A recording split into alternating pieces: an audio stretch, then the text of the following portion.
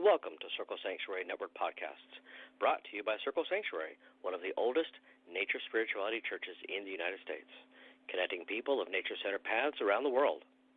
Join us through the week for a variety of shows discussing various topics, celebrating the divine in all of its forms, through nature worship, rituals, education, and building bridges of community.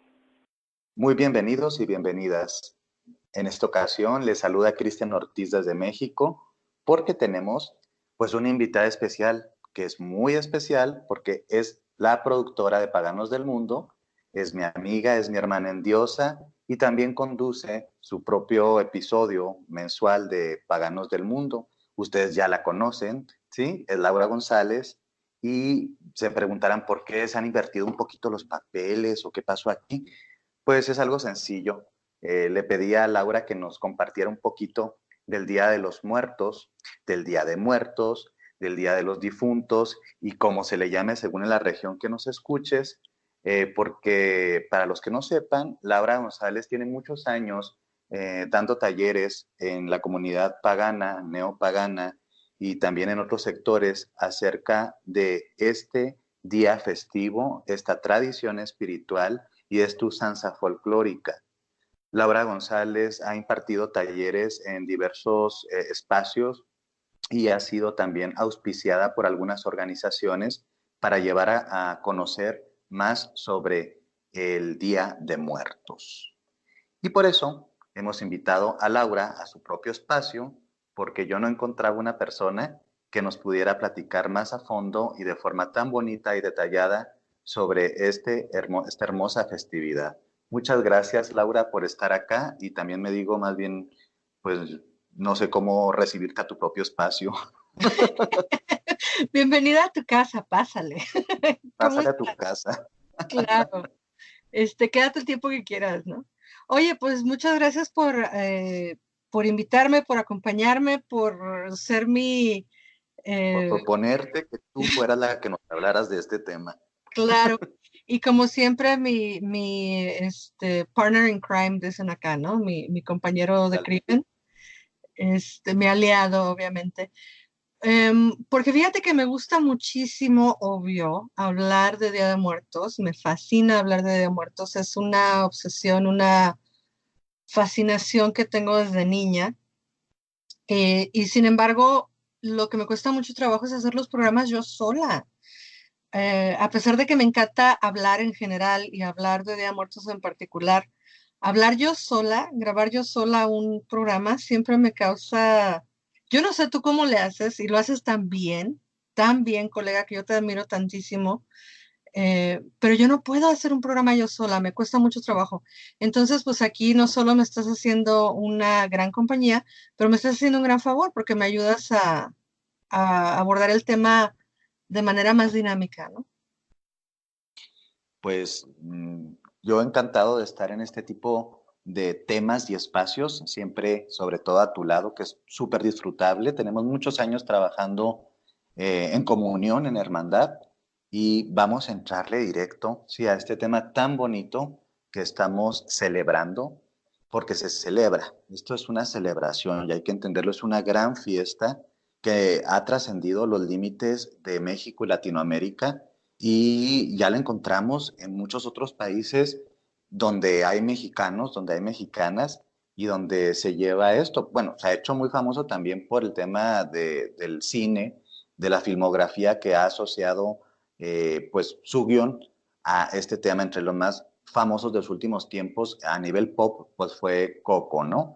Esta película que llevó como más o menos una versión, un tanto pop, un tanto como ligera de la celebración. Y para empezar, Lau, me gustaría que nos platicases en sí qué es Día de Muertos. ¿Es folclore? ¿Es celebración? ¿Es ritual? ¿Cuáles son los orígenes de este día? Fíjate que te quiero platicar y voy a empezar como siempre, ya me conoces, con una anécdota. Cuando yo tenía 12 años, ya vamos a empezar a hablar de la prehistoria. Cuando yo tenía 12 años y nos tocó hacer la ofrenda de la secu, de primero de secundaria, se me ocurrió a mí hacer una ofrenda azteca y entonces puse maíz y cántaros de barro y cositas así, ¿no? Y mis maestros, me acuerdo que me dijeron, está muy bonita tu ofrenda, te vas a ganar el primer lugar, etcétera, pero ¿cómo es que se te ocurrió hacerla azteca, ¿no? Cuando que esta es una fiesta católica. Y yo casi me caigo, Cristian, así en el momento, porque yo, ¿cómo? ¿Cómo es posible que los maestros, aquellas personas que en aquel tiempo probablemente tendrían la edad que yo tengo ahora, no supieran que esta es una fiesta que viene desde los aztecas? Y bueno, ese fue el gran motor que me motivó a aprender cada vez más de esta fiesta, de esta celebración. Ahorita me preguntabas qué es, si un ritual, una celebración, una fiesta, una magia. Pues sí, es todo eso, tiene vida propia. Pero sí, el origen tiene aproximadamente, se cree que entre 3.000 o 3.500 años, y viene precisamente de la filosofía mexica tenochca, que es el nombre apropiado de nuestra gente, que desafortunadamente los colonizadores no pudieron decir aztlaneca, no sabían cómo decir aztlaneca y ya se nos queda azteca, pero somos aztlanecas o somos mexicatenochcas. Y la fiesta se origina precisamente por 2 meses, el festejo de 2 meses de el calendario, famoso calendario azteca. Y estos meses son aproximadamente lo que es el final de julio y agosto.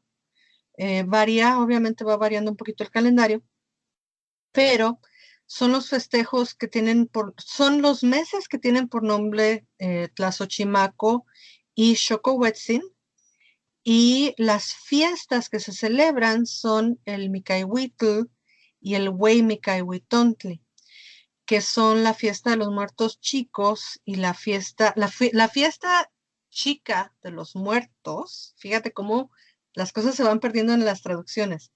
La fiesta chica de los muertos y la fiesta grande de los muertos. Tlazochimaco es la fiesta de las flores o el mes de las flores, y Xocohuetzin es el mes de la fruta. Y bueno, la gente se preguntarán qué tiene tanto esto que ver con los muertos, ¿no? ¿De dónde, con qué se come? ¿Dónde lo relacionas?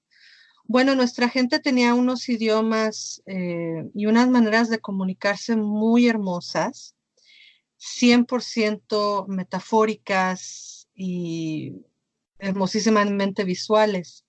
Y entonces todo lo explicaban a través de metáforas y a través de un lenguaje pictográfico simbólico tremendo.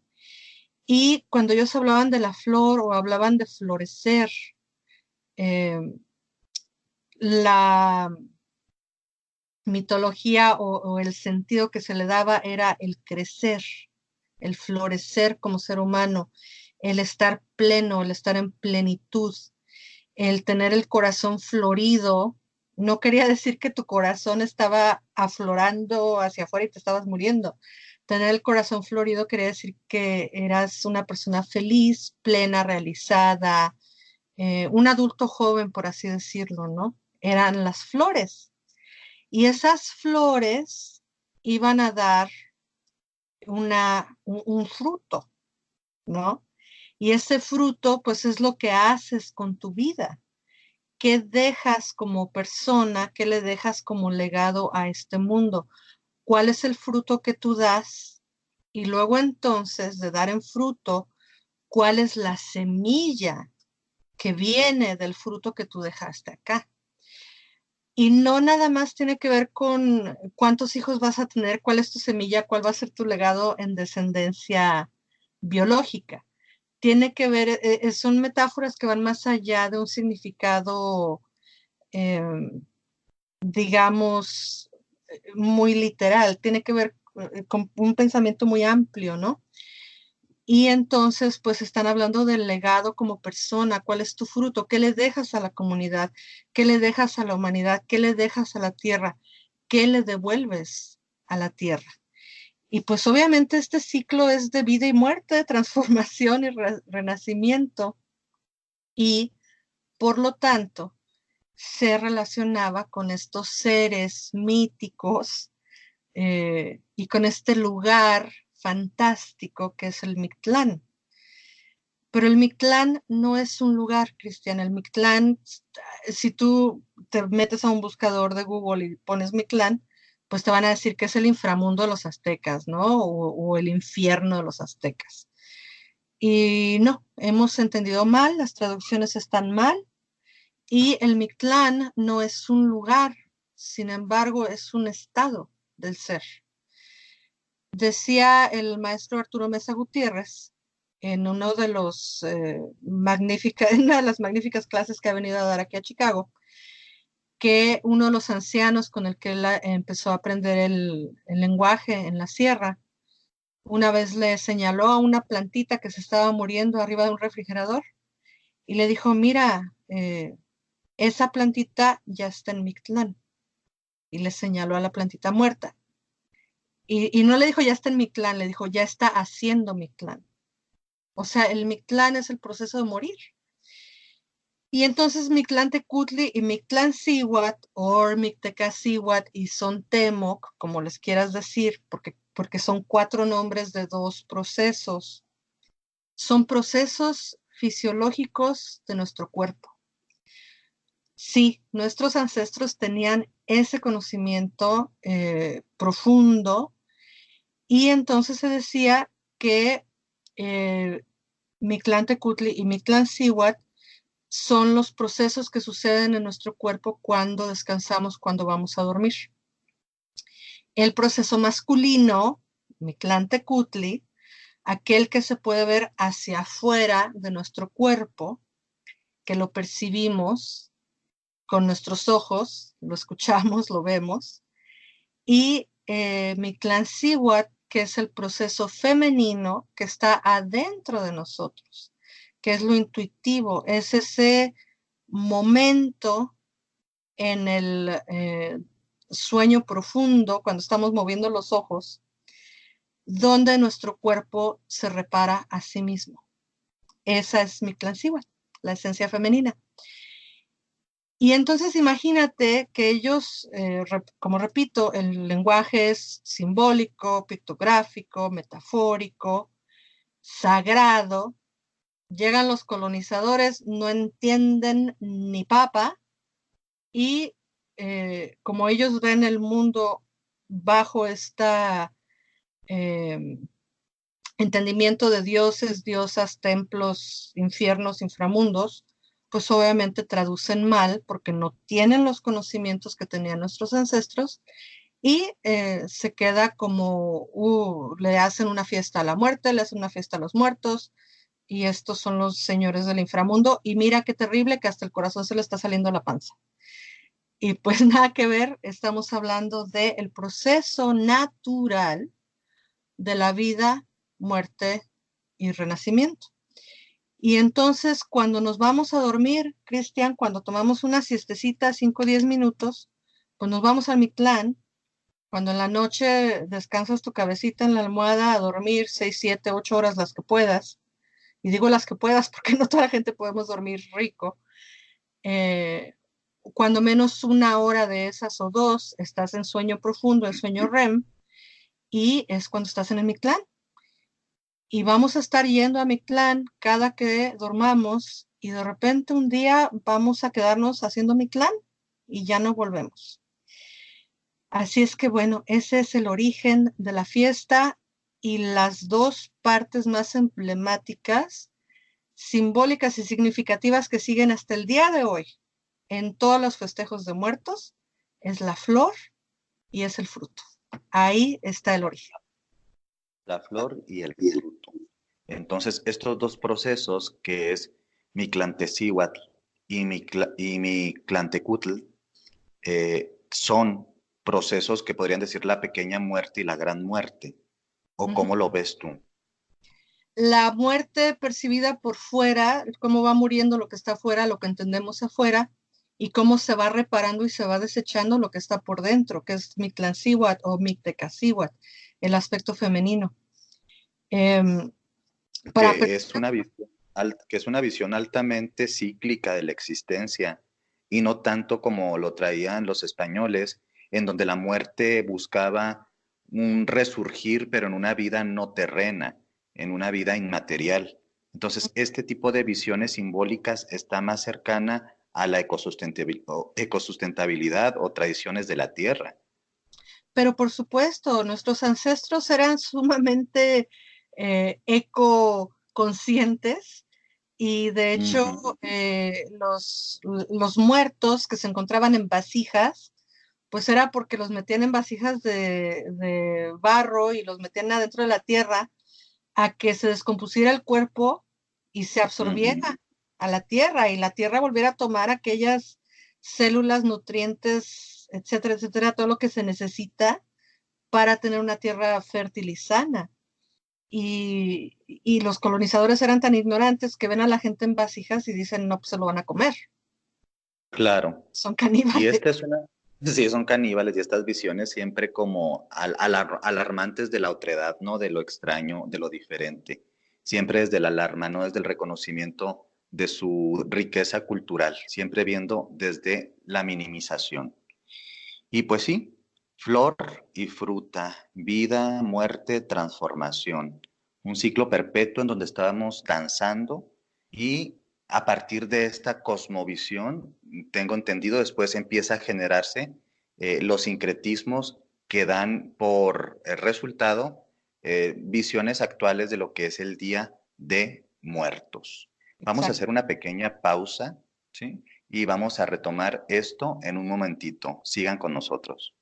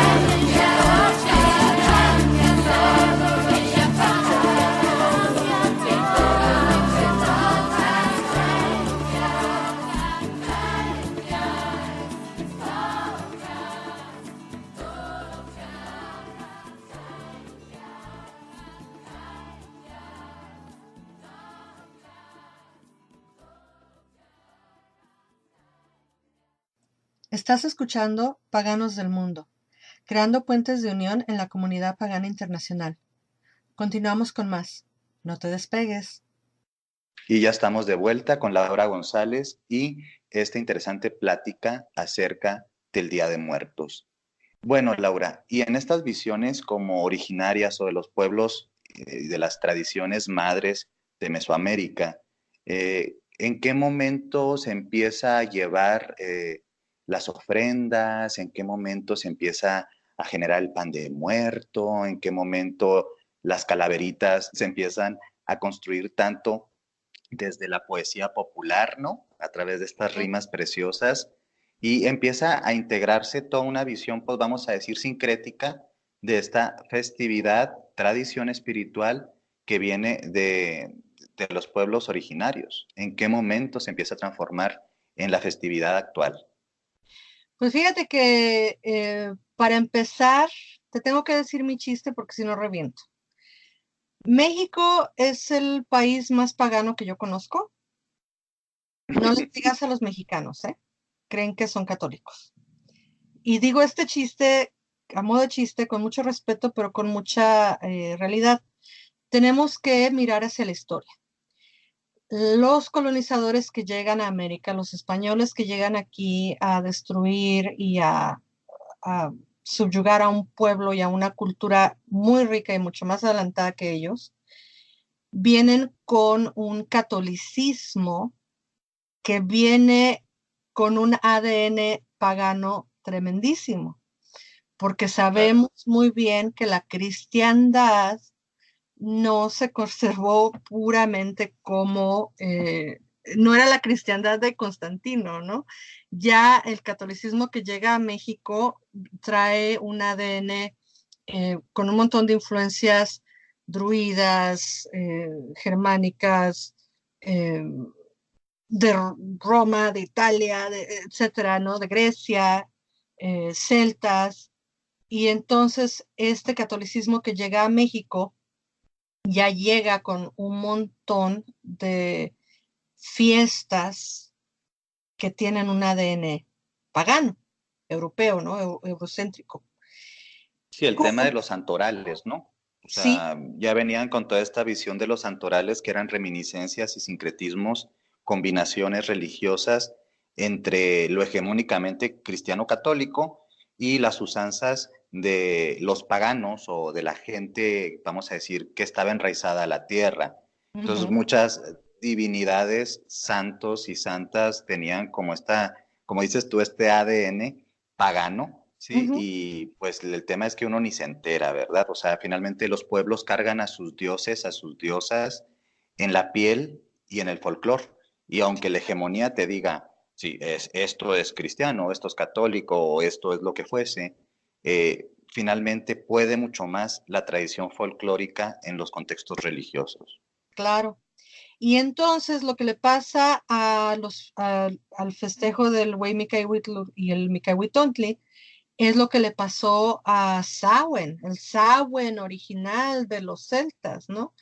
Los cristianos, los católicos quieren erradicar Samhain y quieren convertir a todos los druidas y les dicen, ya no van a festejar Samhain, ahora lo que van a festejar es la víspera de todos los santos, el All Hallows Eve, porque querían borrar la fiesta Samhain y pues ya sabemos que no les funcionó, ¿verdad? Porque, ¿qué pasa? Se convierte en Halloween y, eh, y se sigue festejando Samhain, obviamente.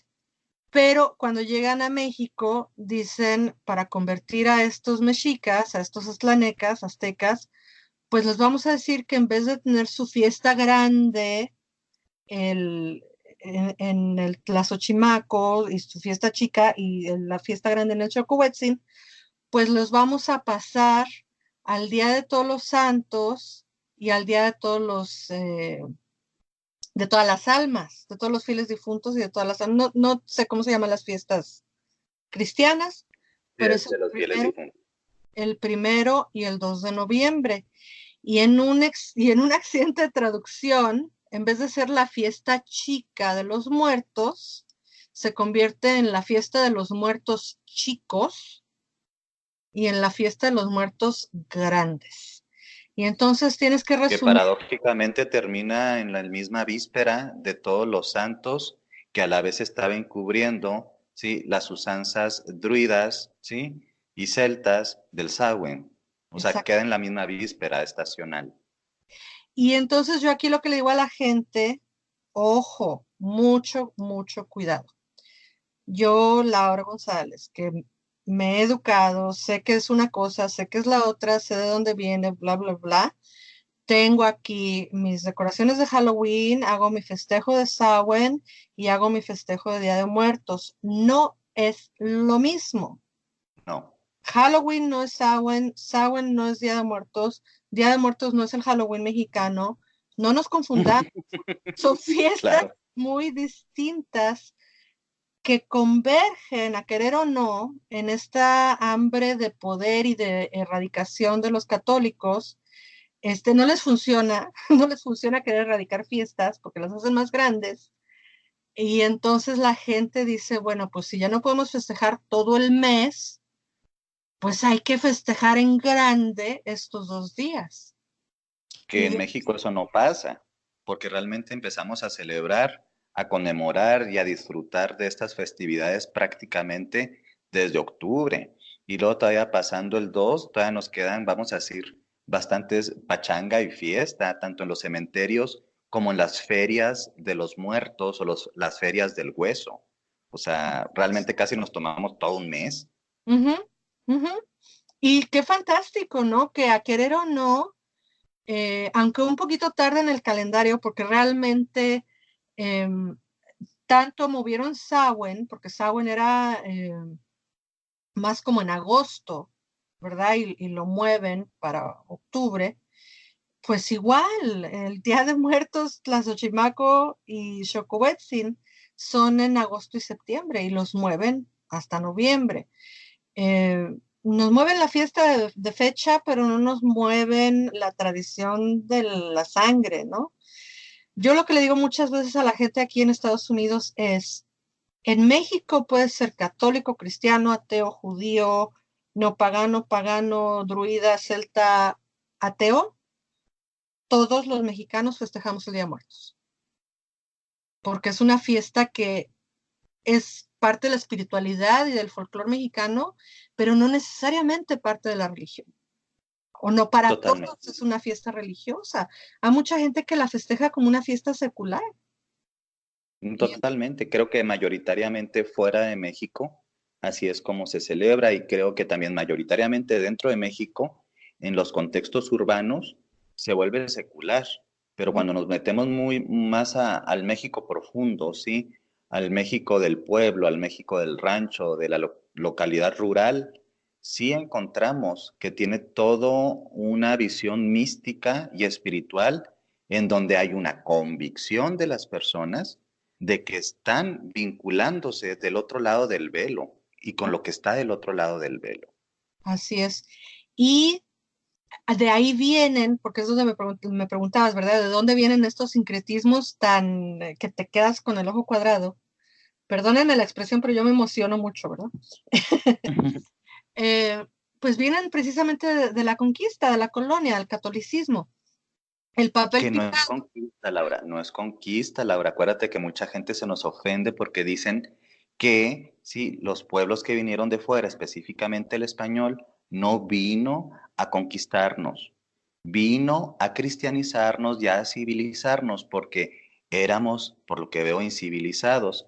Yo a estas alturas del partido, decimos acá, yo no entiendo cómo todavía gente con acceso a cierta educación histórica habla todavía de que no existió conquista y que no fue un acto violento. Claro que hay, ¿sí?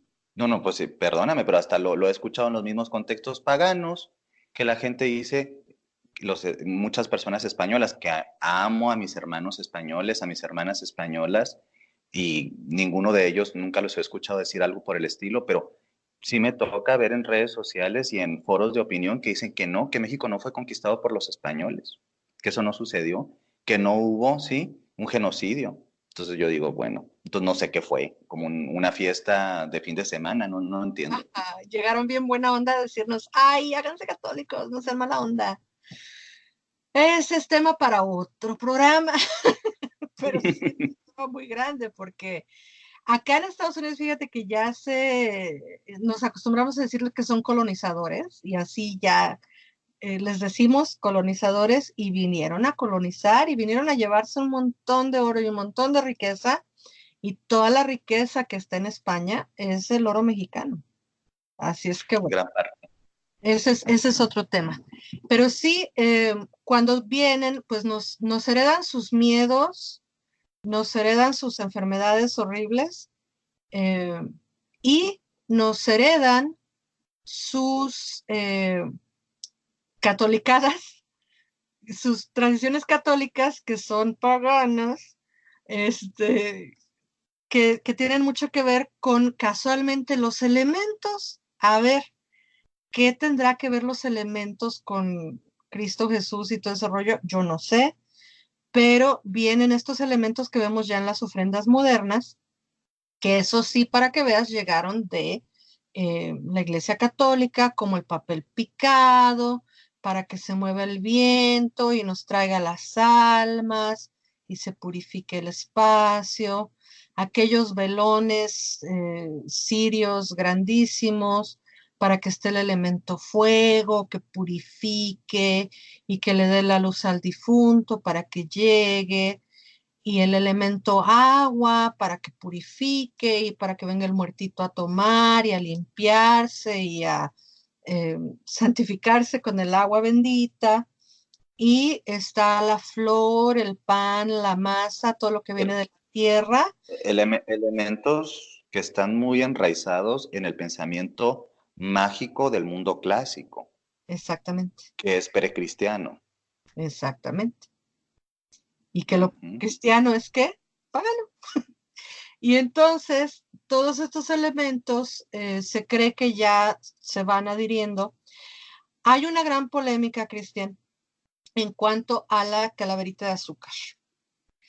Hay quienes dicen que nuestros ancestros, los mexicas, sí ponían un cráneo real en estos festejos, donde se ponía la flor y el fruto en el suelo y se bailaba alrededor y que sí había un cráneo real. Y hay otros que dicen, no, no es cierto, ¿cómo es posible que digan que había un cráneo? Esas usanzas no las teníamos, etcétera, etcétera. Lo que sí sé, yo no te puedo decir cuál es verdad, cuál es mentira, porque pues no estuve ahí, ¿verdad? Desafortunadamente.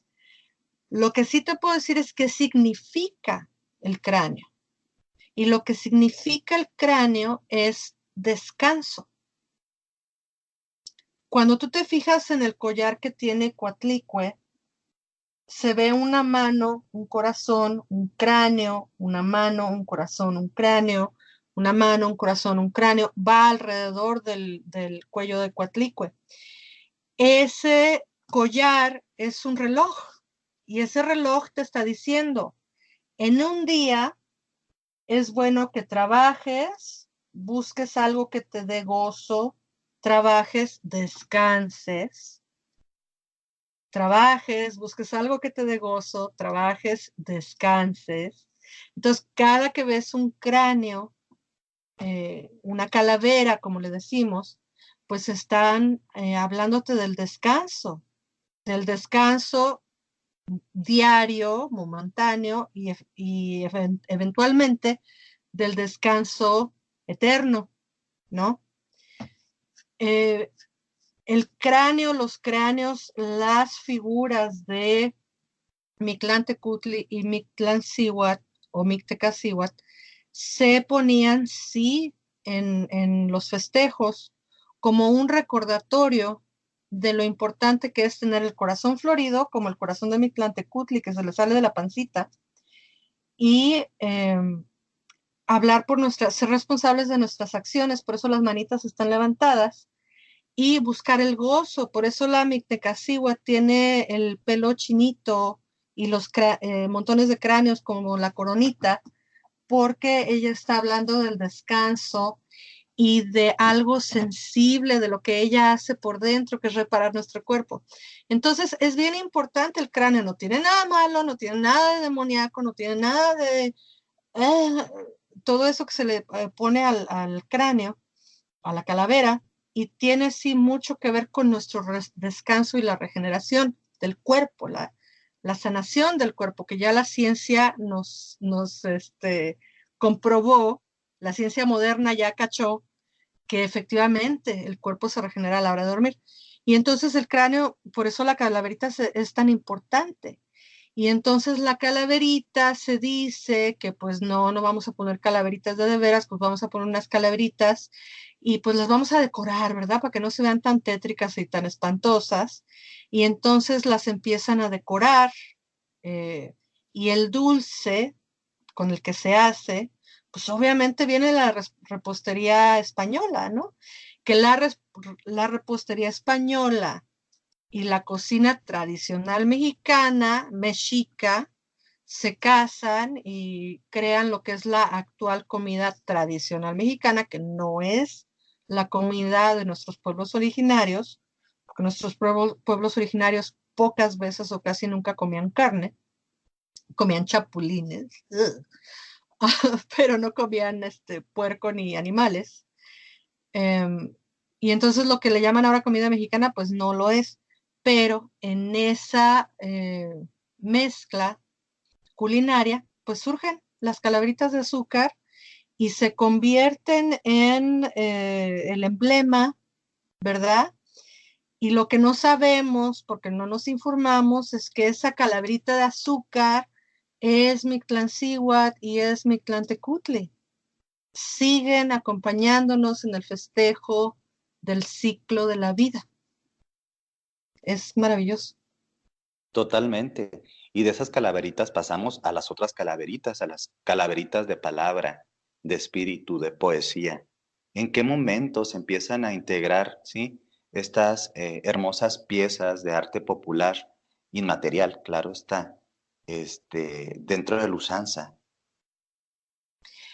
Todo eso es mucho más moderno, entre comillas, moderno. Todo eso viene ya del siglo XVIII y XIX, ya estamos hablando de la Revolución, de los tiempos de cuando se crea la Catrina, que la crea José Guadalupe Posadas. Por el amor de Dios, la Catrina es de José Guadalupe Posadas, no la pintó Frida Kahlo, Ni no, Diego. ni Diego. Diego la pintó, Diego le puso cuerpo, pero la Catrina, La integró en sus murales.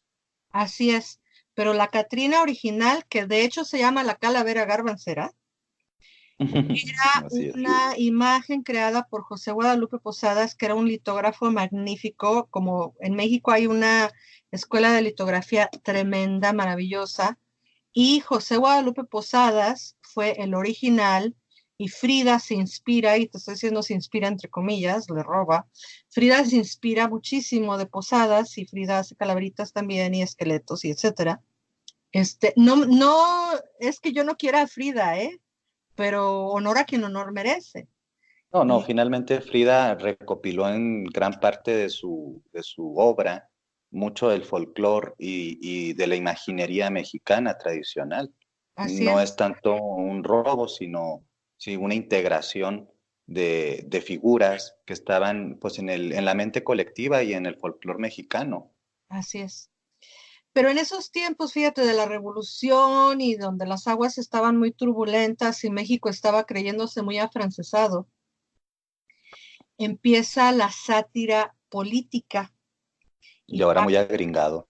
y era, y era parte de las sátiras políticas el hablar del difuntito y el hacerle su poemita, su poesía, y algo que era una sátira política, tanto el dibujo de la Catrina como las calaveritas, evoluciona en lo que ahora es, pues el si te quiero, te voy a escribir una calaverita porque te quiero mucho y te la quiero dedicar y te quiero dar larga vida, ¿no?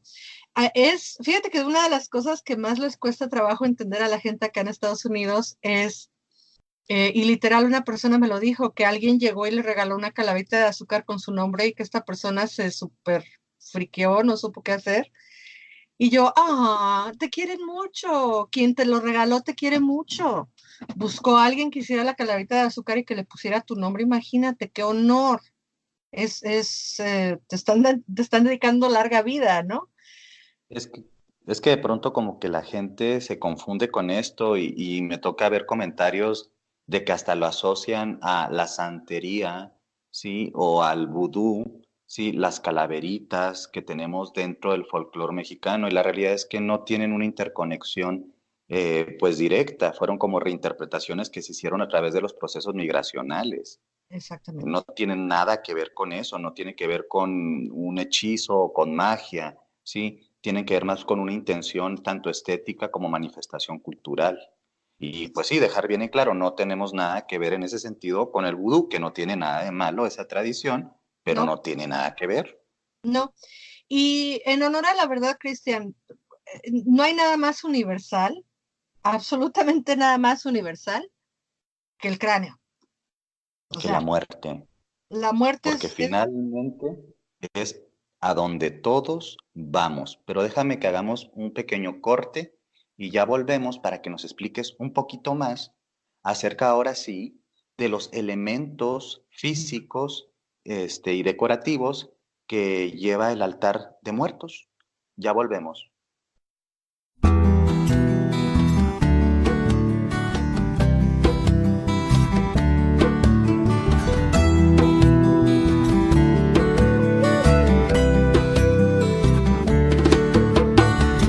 Off the beaten path, far ago and long away. Not so you know it, they saw us learn to pray.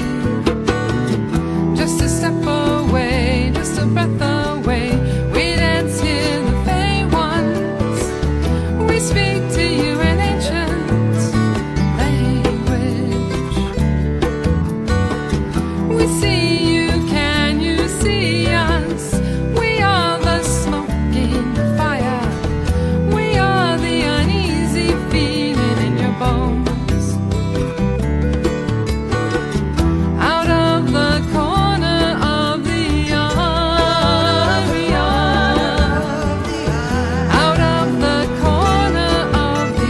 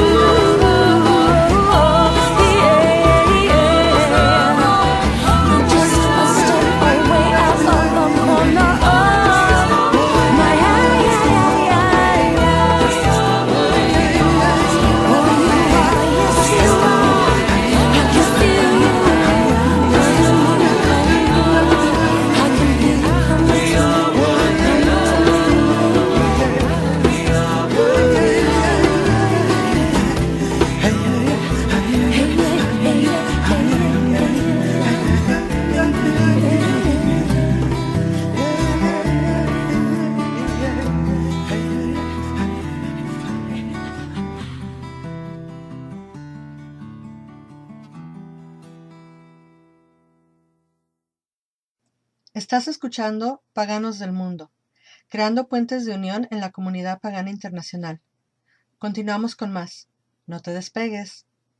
Y ya estamos aquí de vuelta con Laura González y nos va a platicar un poquito, porque es bien extenso este tema, acerca de algunos de los elementos que se ponen en los altares de muertos. ¿Cuáles son los altares?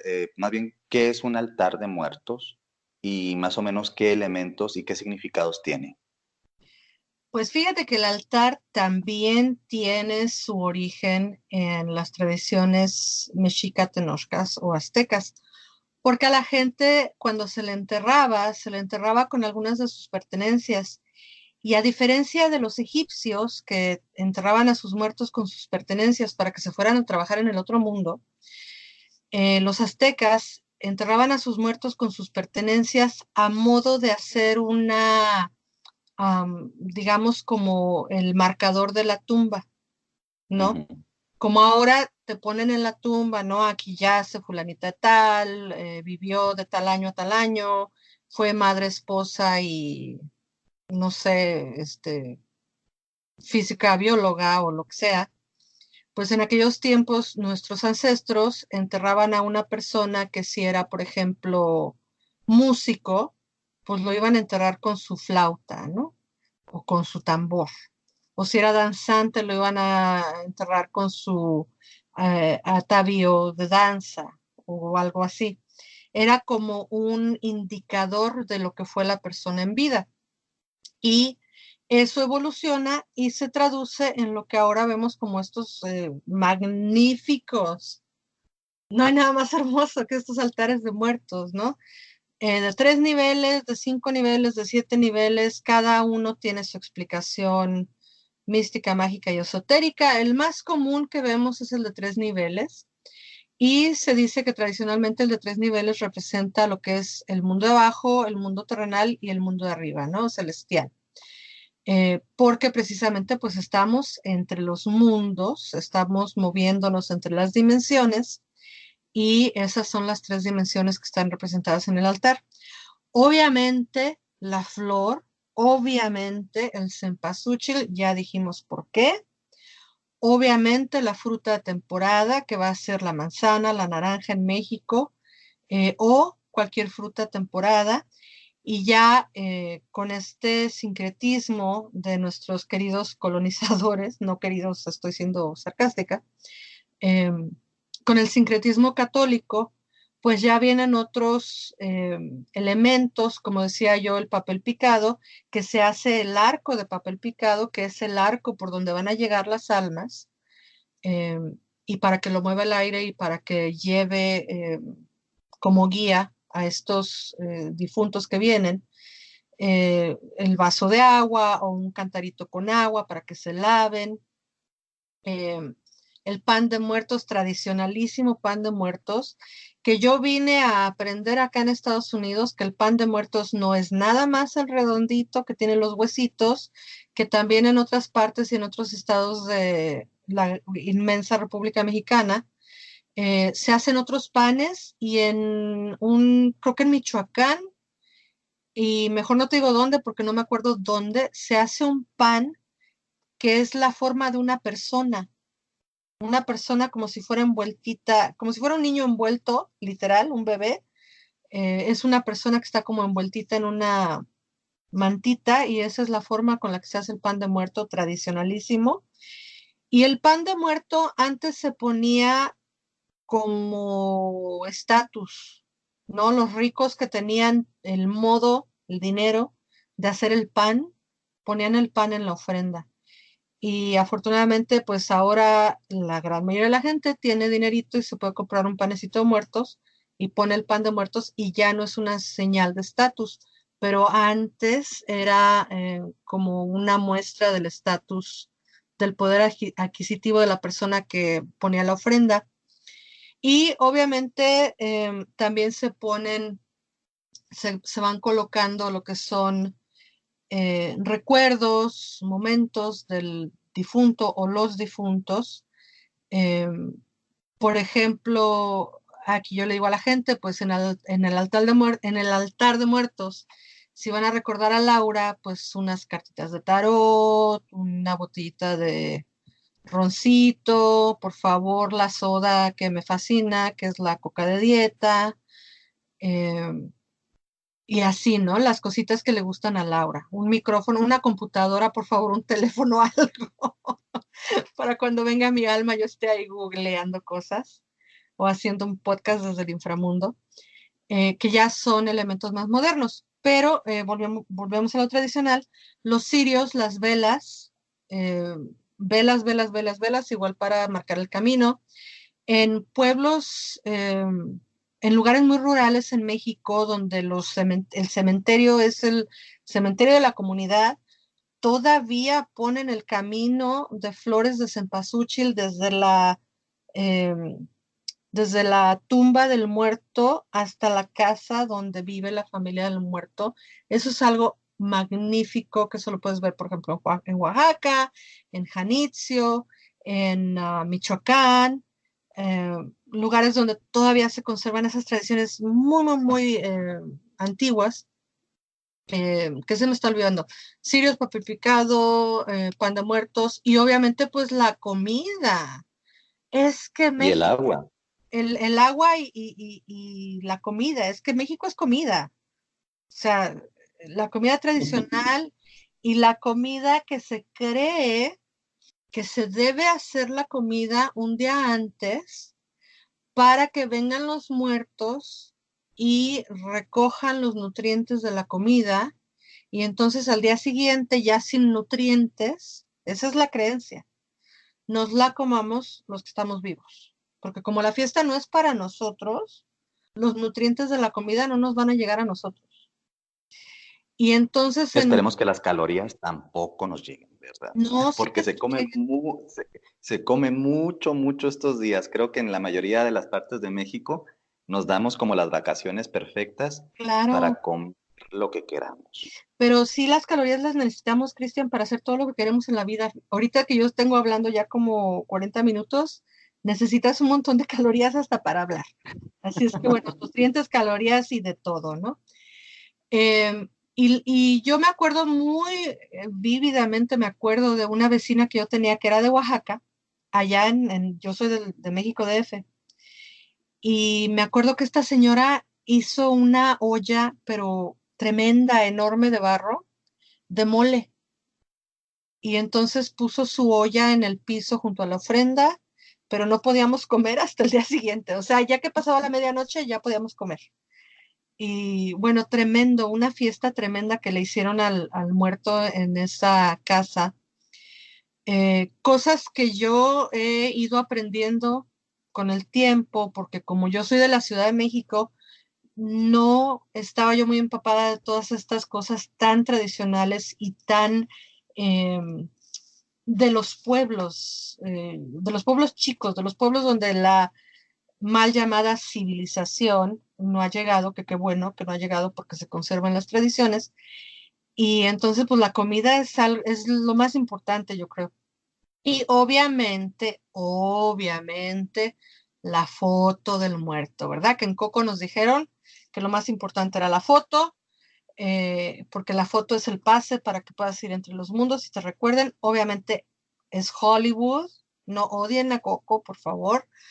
Pero sí es bien importante que esté la foto porque pues es el pivote que crea las conversaciones, ¿no? Y esta fiesta ha evolucionado en ser un lugar catártico para hablar sanamente de nuestros muertos y recordarlos y entonces mantener viva la memoria, mantenerlos vivos a ellos, eh, y pasar la tradición y pasar el conocimiento y eh,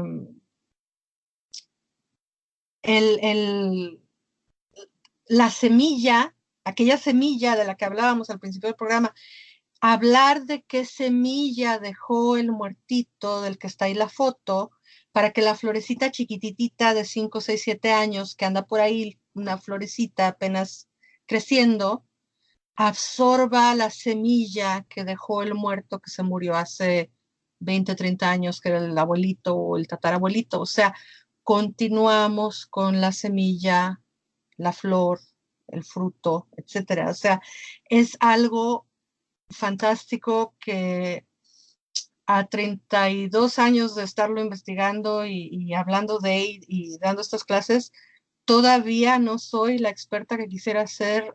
Yo me quisiera beber esta fiesta todos los días, pero es maravilloso, es magnífico, es una cosa que yo me puedo pasar 5 días hablando del Día de Muertos. Con mucha pasión, con mucho gozo, con mucho gusto. Vamos a hacer una pequeña pausa y volvemos a esta última parte del programa en donde Laura nos va a explicar un poquito acerca del el valor espiritual de esta festividad. Ya volvemos. Paganos del Mundo es una producción de Laura González para CSN Podcast, creando puentes de unión en la comunidad pagana internacional. Ya estamos de vuelta y para ir redondeando y terminando este hermoso tema que es interminable, Laura, platícanos un poquito de, en la actualidad, por qué tiene tanto valor cultural, ¿sí? Folclórico y espiritual esta celebración. Para empezar, es algo maravilloso, obviamente. Hablamos mucho no de la religiosidad, pero sí de de la sacralidad, de lo sagrado que es la vida, del ciclo sagrado de la vida y la muerte, la transformación, el renacimiento. Tema que es obviamente un tema universal y que todas las culturas lo han tocado. Hace 4 meses me fui de espaldas al aprender que los druidas hablaban de ese momento de la muerte y de ese momento del Mictlán exactamente con el mismo fondo como se describe el proceso de Mictlanzíhuatl y Mictlantecutli, y darte cuenta que en otro continente, en otra civilización, en otro tiempo está el mismo concepto vivo, ¿no? Que nuestros ancestros se fijaban mucho en la sacralidad de la vida y del proceso y de la reinvención. Y entonces México le mete este sabor particular, maravilloso, de color, de fiesta, de vibración, eh, como decíamos hace un momento, en unos lugares intensamente religioso, en otros lugares intensamente no religioso y puramente tradicional. Y entonces se convierte en un patrimonio de la humanidad.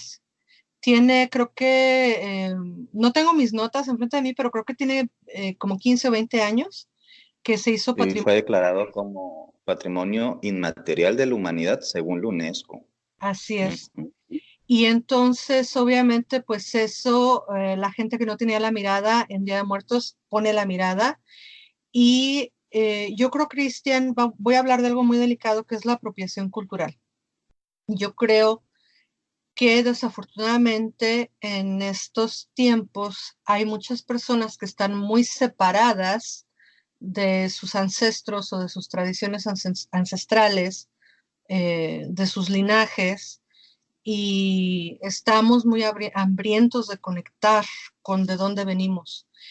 Y este es un tema que, como te decía yo hace un rato, habla de un concepto universal. Y entonces yo creo que a mucha gente, pues ahora sí que ven el burro y se les ofrece viaje, ¿no? A mucha gente le gusta mucho, mucho, mucho y dicen de aquí soy y me voy a meter a festejar sin saber algunas cosas.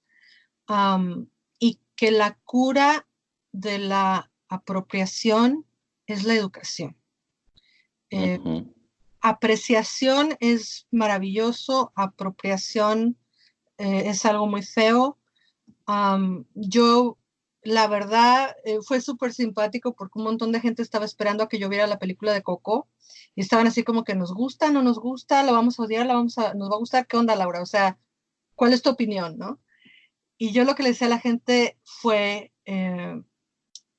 Disney hizo su tarea, investigaron mucho.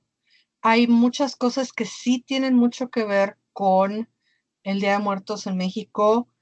Eso de los alebrijes y del espíritu guía es Disney, es Hollywood, por favor, no hay que odiarlos. Lo de el Shokot, el perrito, el Xoloscuincle, perdón, Eso del perrito está magnífico, me encantó porque pues supuestamente es un xoloscuincle el que te recibe ahí en el Mictlán. Am, y bueno, es una fiesta tan rica que habla tanto de lo sagrada que es la vida, que cuando la entiendes como un festejo de vida, te llena. Y yo creo que estamos muy hambrientos de estar llenos, de tener motivación, de tener algo por qué despertar cada mañana, ¿no? Ay, me voy a poner a llorar. Tenemos mucha hambre de tener algo por qué vivir. El mundo está muy vacío y muy superficial y hay tanta gente con depresión y con enfermedades mentales y etc, etc. Y entonces Falta mucho el sentido profundo. nos falta mucho ese sentido profundo de la vida y yo creo que el Día de Muertos, queramos o no, como el chocolate y como la vainilla, pues de México para el mundo, ¿no? De México para el mundo, aprécienlo, ámenlo, pero no hay que apropiarlo y no hay que andar tampoco diciendo cosas que no son. Y lo tengo que decir, Cristian, porque si no lo digo, no doy mi respeto. Por el amor de Dios, a la Santa Muerte no tiene nada que ver con Día de Muertos. La Santa Muerte Nada. es un emblema es una apología de violencia, es un emblema creado hace 50 años por criminales, para proteger criminales. No es Mictlancihuatl, no es la reina del inframundo, no es la diosa del Mictlán. La Santa Muerte es un ícono que es una apología de violencia y es todo lo que tengo que decir. No tengo la arrogancia de decirle a la gente, creo o no en ella, trabajo o no con ella, you do you, hagan lo que quieran, pero por favor no nos confundamos, no, ella no es Mictlancihuatl, es un concepto muy distinto. Y la sacralidad del Día de Muertos, o sea, no le cabe a la Santa Muerte en la uña del dedo chiquito, ¿no? Es una fiesta muy, muy grande y ¿qué más te puedo decir? Me puedo quedar aquí otras 5 horas hablando de ello.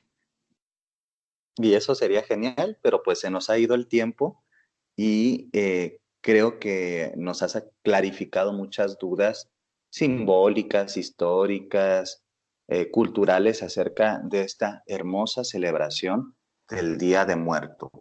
Espero haya sido entretenido, sobre todo educativo, para las personas que no están tan inmersas en este tema. Y si bien, como bien dices, quieren unirse a la celebración, todas y todos son bienvenidos desde el respeto, el amor, la dignificación y el reconocimiento de esta fiesta ancestral con una usanza muy moderna. Muchas gracias, Laura, por regalarnos de tu conocimiento y de tu tiempo. Gracias a ustedes. No me voy a ir sin poner la conexión, obviamente, a que nos escuchen. Gracias, Cristian, por hacer este Paganos del Mundo conmigo tan especial. Casualmente no se me escapa el saber que es el 12 de octubre. Hello, Día de la Raza. Así es que gracias por escucharnos en CSN Podcast. Gracias por escuchar Paganos del Mundo. Cris, yo sé que tú vas a tener un programa muy especial también. Casualmente, tu Paganos del Mundo de noviembre cae exactamente el Día de Muertos. Y ahora vamos a cambiar los roles. Danos una probadita de qué vamos a escuchar en tu programa. Pues les he preparado algo muy lindo. Se llama El Velo y tiene que ver con las usanzas tradicionales del Día de Muertos. Vienen también meditaciones guiadas con el otro lado del río para trabajar ritualmente y espiritualmente con los difuntos, con las personas que están más allá de esta vida. Y vienen muchas sorpresitas asociadas a las festividades que estamos transitando, así que espero también se den el tiempo de escucharlo y compartirlo. Gracias, Cristian. Y obviamente, pues escuchar a Harwe Tuileva, a Petrucia Finclair, cuando nos acompaña Caro Amor o Mónica Gobín, y obviamente Cristian Ortiz o su servidora aquí en Paganos del Mundo, en este programa que lo hacemos para ustedes con mucho cariño. Y te devuelvo el micrófono para que ahora tú despidas el programa. Vamos a terminar con unas palabras del gran poeta Nezahualcóyotl. ¿Acaso de veras se vive con raíz en la tierra? Nada es para siempre en la tierra, solo un poco aquí. Aunque sea jade se quiebra, aunque sea oro se rompe, aunque sea plumaje de quetzal se desgarra, no para siempre en la tierra, solo un poco aquí. And thank you for joining us on the Circle Sanctuary Network podcasts, presented by Circle Sanctuary and produced for all who follow the Nature Center paths. Join us here throughout the week for various programming connecting the community around the world. And please don't forget to watch for updates on the Circle Sanctuary website at www.circlesanctuary.org. And follow us on Facebook at facebook.com/CSN Podcasts. We can also be found on your favorite podcast hosting sites, such as iTunes, Stitcher, Spotify, and others. And until next time, many blessings.